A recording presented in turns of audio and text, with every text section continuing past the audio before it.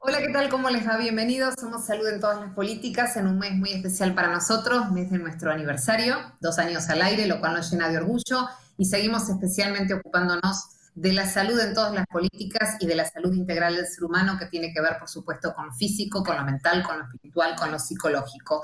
Hoy vamos a hablar de un tema muy vigente en estos tiempos de pandemia, cuarentena y de informaciones cruzadas como son las fake news y la virtualidad, algo que, como decíamos, se acentúa especialmente en este tiempo que estamos viviendo y tanto daño hace. Hablemos de esto, aprendamos de qué se trata y veamos la forma de cuidarnos, porque eso también es cuidar nuestra salud, lo que leemos, lo que escuchamos, lo que incorporamos como conocimientos o como información. Vamos a estar hablando de este tema hoy y ya lo estoy saludando al doctor Gabriel Barbagalo, consulado B. Hola Gaby, buenas tardes, buenas noches, porque salimos en distintos horarios. Varios saludos en distintos momentos del día. ¿Cómo, ¿Cómo va cómo, Gaby? cómo te va, Milva? Un gusto siempre saludarte. Igualmente. Conocimiento e información, información y conocimiento, lado B de hoy. Sí, sí, vos te acordás que si alguna vez hablamos y vamos a retomar un poco el tema de la comunicación. Vos sabés que es importante diferenciar lo que es un dato de lo que es la información y de lo que es el conocimiento.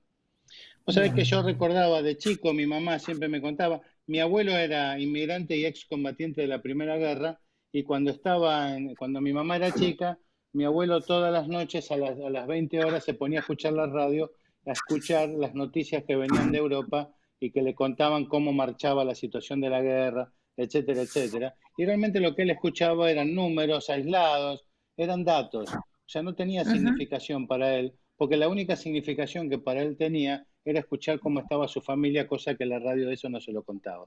Cuando, cuando hoy escuchamos las noticias todas las noches, que nos dicen la cantidad de los números de nuevos casos, la cantidad de camas ocupadas, realmente empiezan a ser datos aislados, pero la verdadera información es cuando le damos significancia, cuando decimos cuántas personas cómo es la evolución, o sea, de cuántos casos positivos venimos y hacia dónde vamos, o si las camas que están Ujú. ocupadas en la terapia intensiva son las suficientes o están ocupadas en el lugar donde realmente se necesitan, y eso sería agregarle significación. Te propongo que veamos el primer gráfico, que es una A ver. pirámide, en el cual Ujú. arrancamos, digamos, con la base que es un dato. Un dato es algo duro, es algo que no nos dice demasiado. Cuando realmente le damos significancia, cuando le damos importancia, cuando le damos, como te decía, significado, lo transformamos en información. Si a esto le agregamos experiencia, llegamos al conocimiento, que es el camino al saber.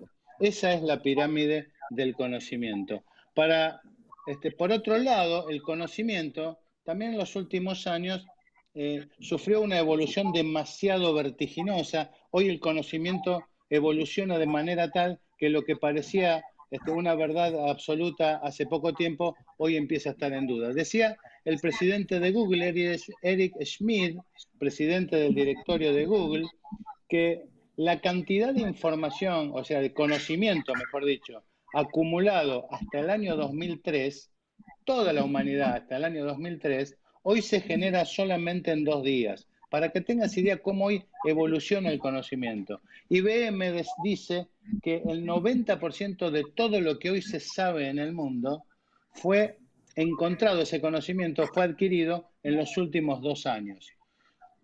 Mirá en esta otra imagen que te quiero mostrar y compartir A con, ver. con nuestra audiencia.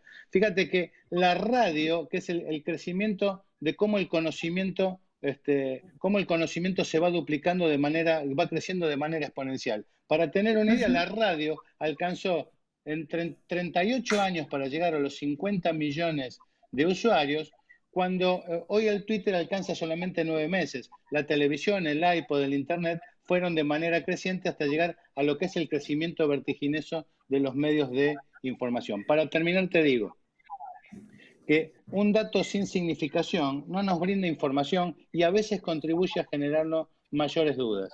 El Ujú. conocimiento requiere de una actualización más rápida y es prácticamente imposible abarcar el conocimiento de la misma manera que lo teníamos hace 10 años. Y por último, como siempre, y aconsejamos a nuestra audiencia, y más en esta época de crisis, siempre información debe provenir de una fuente segura, con un comunicador confiable, y ahora también le agregamos que tiene que ser en tiempo presente porque probablemente lo que sabíamos hasta hace poco ya es demasiado tarde.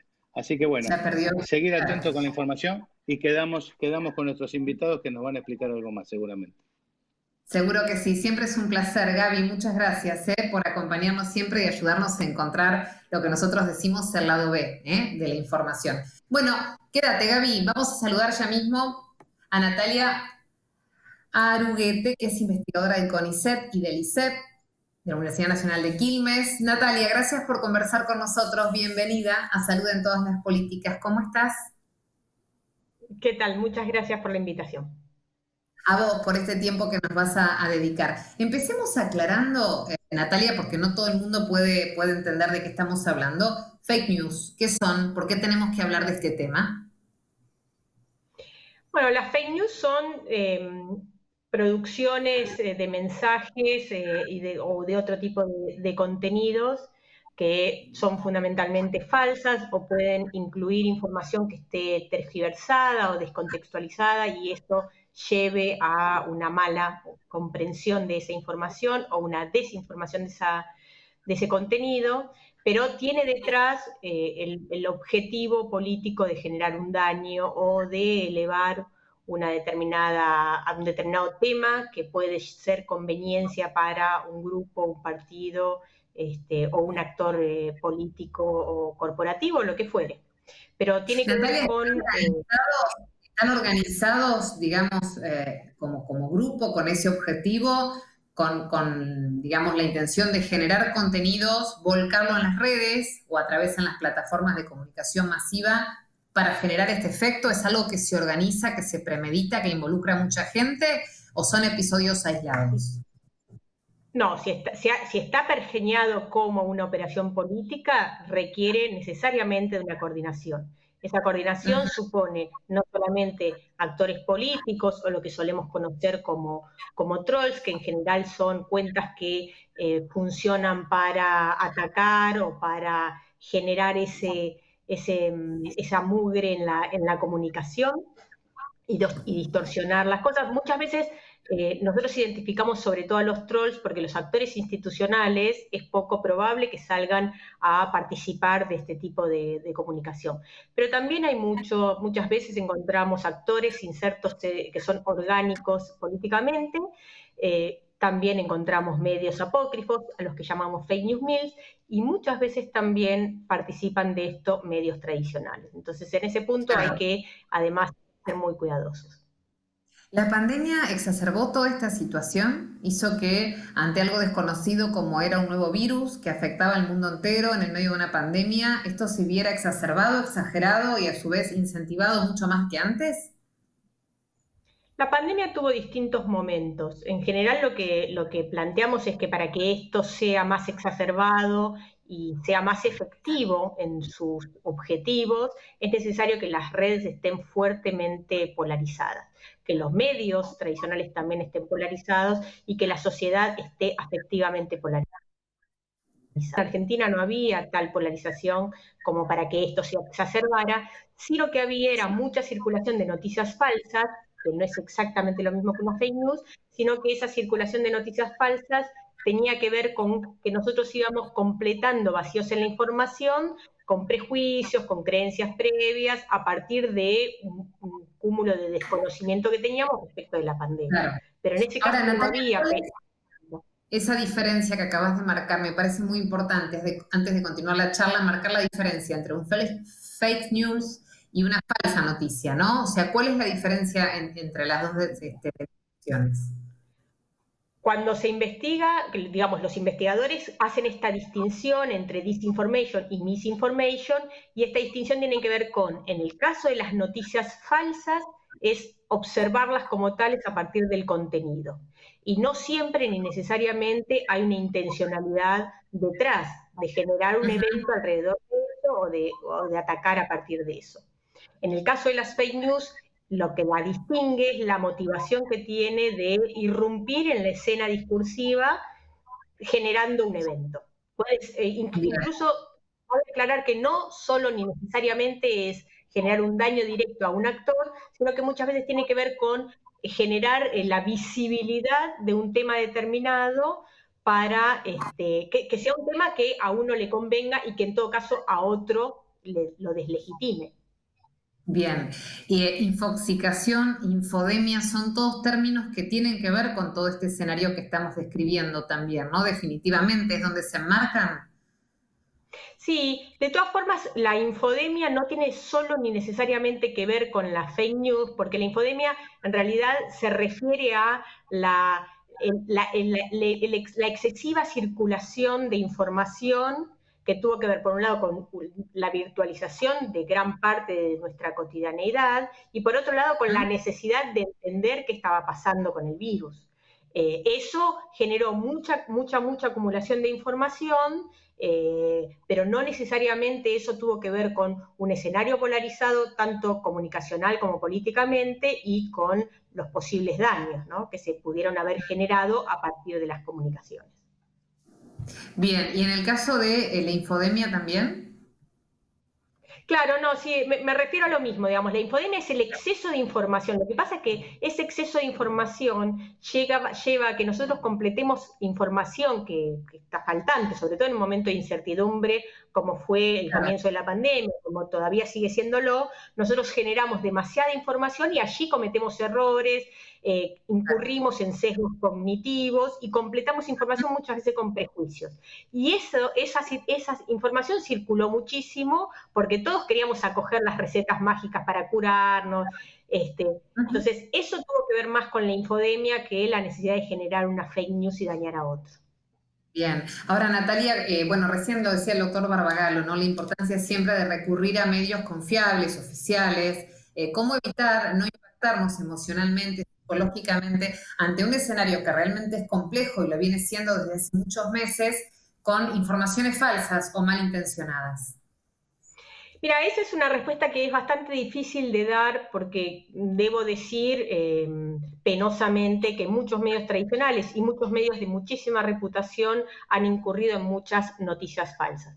No estoy planteando el que hayan cometido fake news ni la intención de atacar a un oponente, pero incurrieron en muchas falsedades, en muchas tergiversaciones y en mucha desinformación involuntaria, por errores involuntarios. En este punto mi sugerencia no es solamente recurrir a medios en los que uno confía, sino contrastar información dentro de lo posible, aclarando que la circulación tan vertiginosa de información en redes sociales muchas veces nos impide detenernos en cada una de esos contenidos que circulan y chequear cada una de esas informaciones, porque nosotros nos movemos en redes sociales afectivamente, no racionalmente para ver el dato. Y ahí deberíamos hacer un equilibrio, finalmente, Natalia, antes de despedirte, entre la razón y la emoción para, digo, ante algo que nos genera un impacto o miedo o estrés, intentar ver si realmente ese contenido es válido, ¿no? Si es verdadero. Sí, de todas formas, yo creo que no tiene que ver solamente con la voluntad individual de detenernos y pensar. Por supuesto, esa racionalidad siempre es importante, pero no todos, ni necesariamente cualquier persona tiene la capacidad cognitiva de darse cuenta cuando algo lo está afectando emocionalmente o cuando lo está afectando racionalmente. Nadie tiene esa capacidad y esa frialdad. Entonces me parece que es más importante en ese punto llegar a una regulación y una discusión pública general respecto de cómo circulan las informaciones y qué tiene que pasar con esa circulación de información y el chequeo de la información, más que atribuirle la responsabilidad de hacerlo al ciudadano de a pie. Sin dudas, es así. Natalia Aruguete, muchísimas gracias por esta charla en Salud en todas las políticas. Nos encontramos en una próxima oportunidad. Un abrazo a la distancia. Muchísimas gracias a ustedes.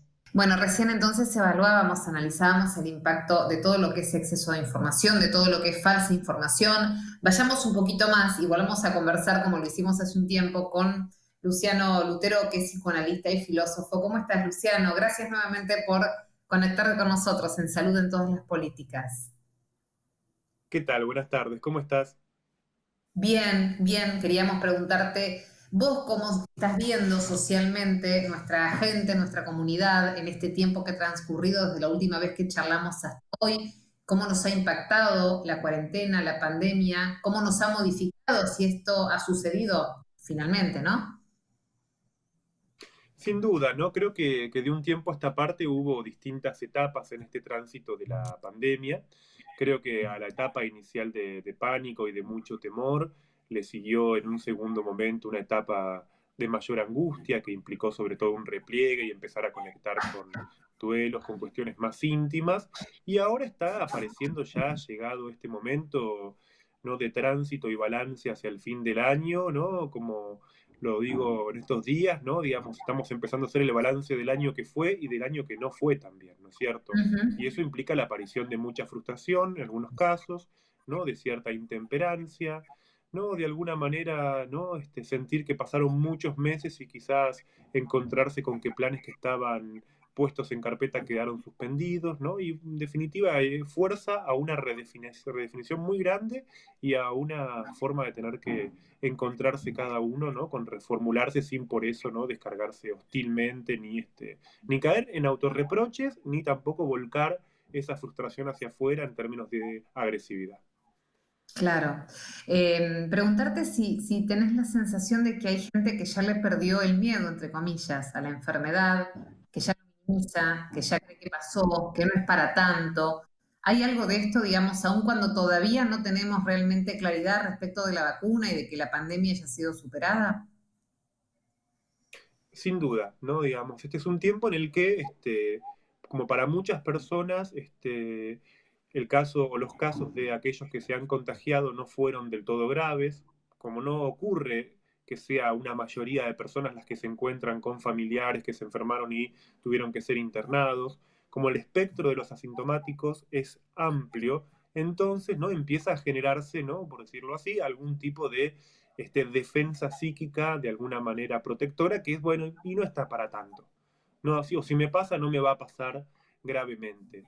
¿No? Y eso obviamente es el reflejo de una tendencia de la mente, ¿no? A buscar algún tipo de protección y sobre todo porque, por lo que mencionaba antes, de la frustración acumulada que en definitiva cada quien inventa su propio relato para poder recuperar un dejo, un atisbo de la vida que venía teniendo. ¿Hay algo de eso, Luciano? ¿Hay cierto recorte de la realidad de cada uno? ¿Se parcializa? ¿Que hace que querramos pensar lo que cada uno quiere pensar y creer? Totalmente. En ese sentido, bueno, esto es algo muy explotado y desarrollado en el ámbito de las redes sociales, que el estudio de redes sociales muestra cómo por lo general la gente no consume la virtualidad para informarse, sino para confirmar lo que ya sabe. ¿No? El aparato anímico tiene una tendencia a la confirmación por lo general defensiva, donde cada cual, ¿no? Busca aquello que sea un estímulo para seguir creyendo, y no para ampliar el horizonte de creencias, sino más bien para afirmarse en una creencia ya establecida. ¿Hay algo que te esté preocupando, Luciano, de la virtualidad, digamos, de alguna cuestión perjudicial que ya hayas podido a lo largo de estos meses determinar que ha hecho un daño, no digo irreversible, pero ha hecho un daño importante? Creo que sobre todo por esta tendencia, ¿no? A que la virtualidad funcione reforzando las creencias que uno tiene. Su principal peligro para mí es que empieza como a estrechar la capacidad crítica, hace que cada cual piense menos en función de ponerse en cuestión, de ampliar su horizonte de vida, sino que se va encerrando, ¿no? En consumos muy específicos y eso genera algún tipo de efecto segregativo también, ¿no es cierto? Cada uno empieza como a estar cerca de ciertos perfiles, se vuelve mucho más manipulable socialmente, ¿no? Digamos, y al Ujú. mismo tiempo desarrolla un tipo de odio útil, ¿no? Que es el odio catártico que de alguna manera estimula en las redes, que hace que, ¿no? Digamos, esté horas, ¿no? O un buen tiempo diario, ¿no? Compartiendo ya sea memes, o notas que son fake, ¿no? Generalmente siempre girando en torno a lo mismo, que es una forma de embrutecimiento cotidiano ese, ¿no? Me parece que desde mi punto de vista, ¿no? Tanto poder pensarnos a nosotros mismos y ampliar la capacidad crítica son dos criterios y dos valores terapéuticos importantísimos. ¿Y Son cómo lo el hacemos en este pilar, diría, de contexto? la salud mental, ¿no? Y fundamentales, claro que lo son, pero ¿cómo hacerlo en este contexto? En este contexto, ¿no? Me parece que, por ejemplo, cuando estamos destinados a pasar mucho tiempo en las redes sociales, lo primero es evitar reacciones impulsivas, evitar el uso compulsivo. Yo siempre sugiero no tener aplicadas o no tener instaladas todas las redes sociales en los teléfonos porque llevan a un chequeo constante, ¿no? También cuando consumimos noticias, chequear fuentes, ¿no? No creer todo lo que se está diciendo en las redes, no entrar en cadenas, ¿no? Digamos que suelen ser anónimas y nos arrastran, ¿no? Uno termina, ¿no? Digamos, por decirlo así, viendo, ¿no? Una información que a veces ni siquiera sabe de dónde salió, ¿no? Digamos, son momentos en los que, ¿no? Me parece que hay que volver a generar lo que las redes sociales desmantelan, que son los vínculos de confianza, ¿no? Digamos, Sí, la volver a conversación, el tener un otro personal, saber con quién hablar. Todos conocemos a alguien con quien podemos chequear lo que estamos pensando, ¿no? Me parece que en ese sentido volver a los vínculos personales, estables, de confianza, afectuosos, ¿no? Digamos que de alguna manera no cristalicen esa personalidad reactiva, impulsiva, frustrada, ¿no? Que se vuelca sobre todo a lo social y que termina siendo muy, muy nociva, ¿no? Digamos, nociva hacia afuera, pero también hacia adentro, Sobre ¿no? todo, Digamos, claro. embrutece mucho y aplasta mucho la propia vida también. Hablando de aplastar, Luciano, hay cierta preocupación en el ámbito de la psicología, el psicoanálisis y la psiquiatría de la pandemia que viene después de esto, que tiene que ver con la depresión, con la tristeza, con el vacío, con la angustia. ¿Es tan irremediable o tan fuerte la marca que está dejando este tiempo tan difícil en el ánimo de las personas, en su autoestima, en su construcción individual, espiritual? Sin duda, después de la pandemia viene algo que es lo que estamos empezando a investigar ahora desde el punto de vista de la salud mental, pero también lo están haciendo los médicos. Por ejemplo, sabemos que hoy en día nos vamos enterando, ¿no? De manera fehaciente de que también el COVID deja consecuencias, por ejemplo, respecto de cardiopatías, afecciones pulmonares crónicas, eventualmente neurológicas, cómo no va a haber también consecuencias, ¿no? A nivel de la salud mental. Por eso es muy importante en esta etapa el acompañamiento e ir fortaleciéndonos anímicamente para cuando después de concluida esta etapa, que todavía es incierto porque estamos en una etapa exploratoria de vacunas y demás, para cuando llegue ese momento no estar en lo suficientemente cerrados, ¿no? Porque lo que más se va a poner a prueba después del pasaje de esta pandemia es la permeabilidad psíquica, la posibilidad de estar abiertos a cambios, y si uno se encierra en estrategias que son principalmente de control y que son principalmente, va a tener muchísimo menos. Yo siempre digo algo que me parece como diría el pilar de mi concepción terapéutica, que es que por un lado tenemos un problema, por otro lado tenemos los recursos para resolver ese problema. Tengo un problema, pero poquitos recursos para resolver, el problema parece que es enorme. Si yo tengo un problema que es grande, tengo buenos recursos para resolverlo, el problema es más chico en realidad. O sea, no Claro. desestimar o no pensar solamente desde el punto de vista patológico del problema, sino también desde el fortalecimiento de recursos psíquicos, porque ahí es donde se juega verdaderamente el motor del cambio. Gracias, Luciano. Se cortó un poquito la comunicación, pero alcanzamos a comprender el concepto final que quisiste dejarnos. Siempre es un placer poder reflexionar con vos. Nos encontramos en una próxima Bueno, oportunidad. más gracias, un placer conversar con vos también. A vos, muchísimas gracias, Luciano Lutero, psicoanalista, filósofo. Bueno, habrá que reflexionar, habrá que reacomodar nuestra cabeza, nuestro alma, pensar que, bueno, que tenemos que tratar de estar lo mejor posible a pesar del escenario que tenemos y de la realidad que estamos atravesando. Esto también pasará, parece una frase tan dicha, pero bueno, es tan cierta que tenemos que entender que así será. Así que mientras tanto, hacerlo lo que mejor podamos y a preservarnos nuestra salud física, sobre todo, por supuesto, ante la presencia del virus, pero también nuestra salud espiritual y psicológica, que es sumamente importante, tan importante como la física, para poder estar bien. Gracias por acompañarnos. Somos Salud en todas las políticas y nos vemos la próxima semana. Chao.